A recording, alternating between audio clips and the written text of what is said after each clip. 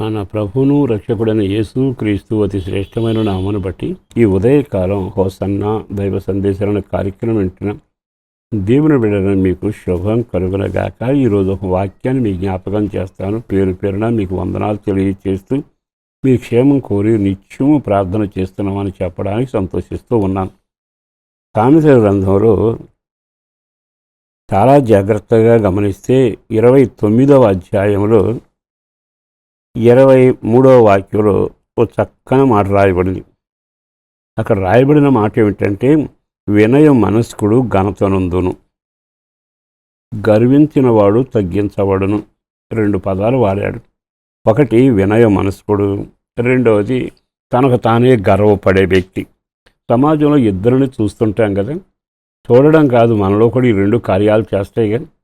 కొన్ని రోజులేమో వినయంగా కనపడతాం, మళ్ళీ కొన్ని రోజులు అయినాక మహా గర్విష్ఠులాగా, నాంత తెలివితేటలు కానీ, నాలా చదువుకున్నవాడు కానీ, నాలాగా సంపాదించేవాడు కానీ, నాలాగా మాట్లాడగలను నేర్పరు ఎవరున్నారు అంటూ తెలియకుండానే గుండెల్లో గర్వం చేరుకుంటూ ఉంటుంది.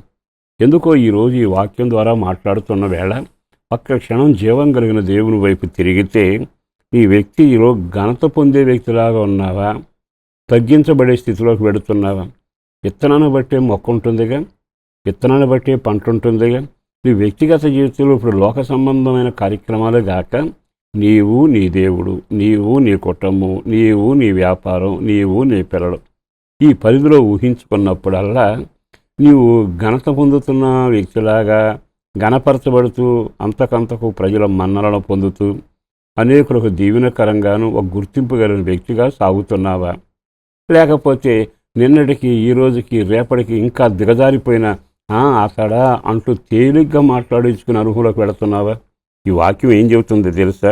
తన జీవితంలో చాలా తేటగా గర్వము, ఆ గర్వం మనిషిని ఉన్నత స్థితి నుంచి కిందకు పడదోసే ఏకైక సాధనం.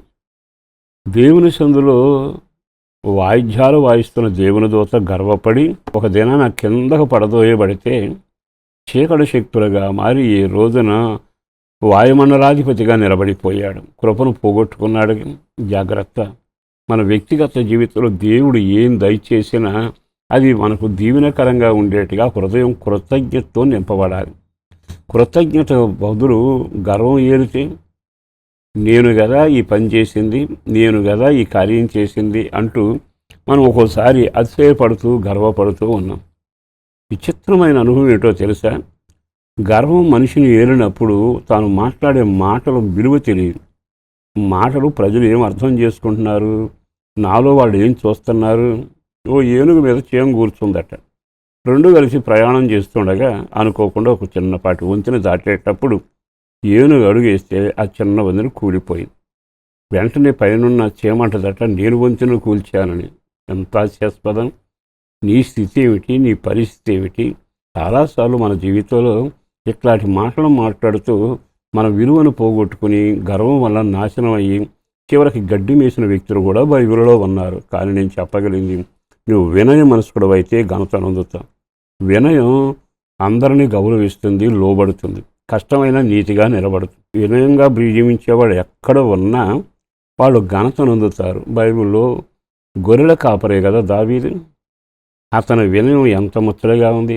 రాజు వెంటాడినా, బాగుతో పొడవాలనుకున్నా, అతని హతమార్చాలనుకున్నా ఇంకా వినయంతోనే దగ్గరగా ఉండి అతని క్షేమం కొరకు, రాజ్యక్షేమం కొరకు ప్రయాసపడ్డాడు. ఒక రోజున గణపరచబడి సింహాసనం మీదకి వచ్చాడు కదా. బైబిల్ లేఖనంలో మనం ఎప్పుడైతే వినయ మనస్కులమై ఉంటామో దేవుడు గణపరచడమే కాదు, ఈ చిత్రం ఏంటో తెలుసా?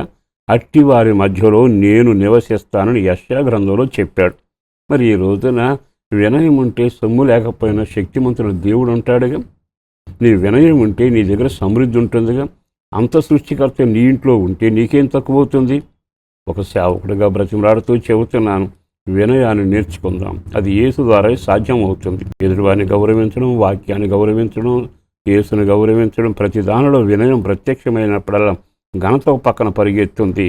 దేవుడు వచ్చి నీ మధ్యలో నివసించబోతున్నాడు. అట్టి కృప మీకు కలగాలని, ఎప్పటికైనా మీరు ఘనవంతులుగానే, ఘనత కలిగిన వ్యక్తులాగానే జీవించాలని మనసారా కోరుకుంటూ ఈ మాటలు ముగిస్తున్నాను. ప్రభువు మిమ్మల్ని దీవించునుగాక. పరిశుద్ధులను ప్రేమమడి నా ప్రభు వందనాలయ. అపారమైన నీ ప్రేమను బట్టి ధన్యవాదాలు. ఎంతైనా నమ్మదగిన దేవుడు, చాలని దేవుడు, సరిపోయినవాడు, కృప కలుగునగా. మరోసారి దండం పెట్టి నీకు వందనాలు చెల్లిస్తూ ఈ బిడ్డల క్షేమం కోరి ప్రార్థన చేస్తున్నానయ్యా.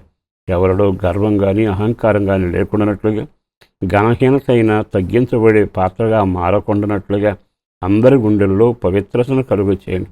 నమ్మకంగాను వినయంతో నడిచే కృపద ఇచ్చేయండి. మార్గం సరళం చేయండి. శక్తిగల కార్యాలు మీరు చేయబోతున్నందుకు వందనాలు చెల్లిస్తూ, అడిగిన దానికంటే ఊహించిన దానికంటే గొప్ప కార్యాలు పిల్లల భవిష్యత్తు కొరకు, కుటుంబ క్షేమం కొరకు, ఆధ్యాత్మిక ఎదుగుదల కొరకు ప్రార్థన చేస్తుండగా దీవెన చేత నింపి మీరు మహిమ పొందారని యేసు పేరట వేడుతూ ఉన్నాము తండ్రి. ఆమేన్.